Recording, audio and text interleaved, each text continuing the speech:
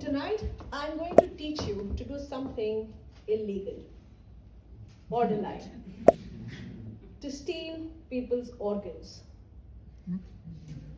Okay, I'm joking. Please, nobody call the police. Nobody is stealing any organs, just the brains. More specifically, the brains of your experts.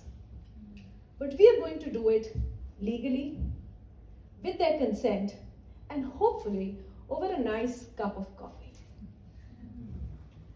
All right, I want to ask this question to all of you sitting here. I want you to think of one expert from your organization. Somebody who's a crucial expert who knows a lot, people depend on them. And once you think of an expert, can you raise your hand for me, please?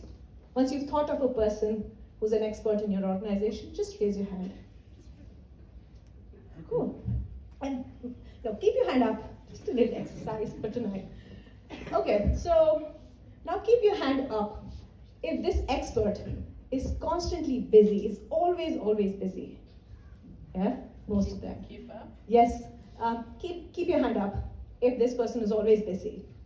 Okay, next, keep your hand up if this person is always answering the same questions again and again and again for different stakeholders in different settings. Same questions.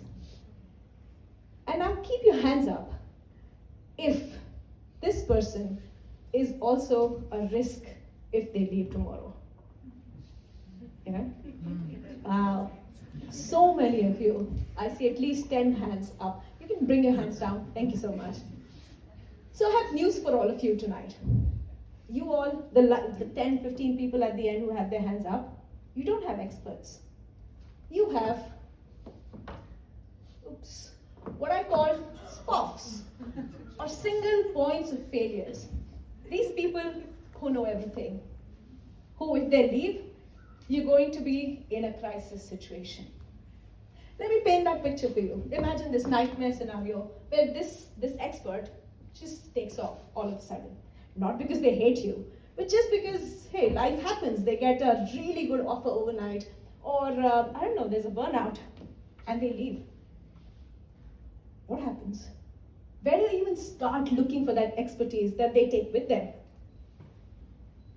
Their expertise right now lives in the Slack channels, team chats, their emails, maybe in that obscure folder on their laptop with an unfinished document that they were working on, or in their drawer, in that notebook which they bought in 2019.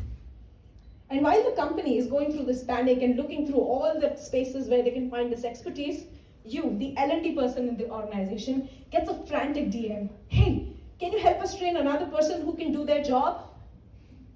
Duh, really? Now that they've left?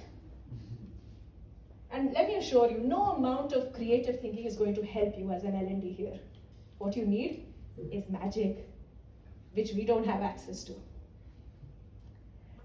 So what do you do as an L&D person when this happens? Because the real issue is that we all think that we have time. We think, oh, this expert is not going anywhere. If we have a meeting, we just pull them into the meeting and ask them this question again. But the problem is, meetings don't scale. But these people's expertise, their knowledge, has to. That's the only way for an organization to grow and continue to be sustainable in the future. Yeah, that was the quote where I was supposed to say that. So I was obsessed with that problem, and I kept researching. And I came up with a system for L&D people to actually capture and distribute that knowledge for the organization to continue learning from even after that expert leaves the company. And I call it the Expert Edge Framework. And it has 3 simple steps. You don't have to take a picture, it's there on my website, this video will be there. But it's essentially identifying the expertise. What's the crucial business knowledge that needs to be captured? Number 2, simplifying the tacit knowledge that lives in an organization. And 3, actually launching the system. Creating something like an e-learning product or an agent that can actually continue to spread that knowledge, to help the people in the organization continue to grow even if this expert leaves the organization. A quick word about tacit knowledge for those who don't know. Knowledge can be of two types. One, explicit, which is numbers, systems, operating procedures, etc., which can be documented. And the second is tacit knowledge, things which are difficult to document. And that's where your expertise as L&D people comes through. Okay, so here's my challenge. I'll leave you with the challenge. That's the last thing I'll say. I want to leave all of you with the challenge. Before the end of January, I want you to think, find that expert that you raised your hand about, the crucial expert in your organization, the SPOF, who might be a risk.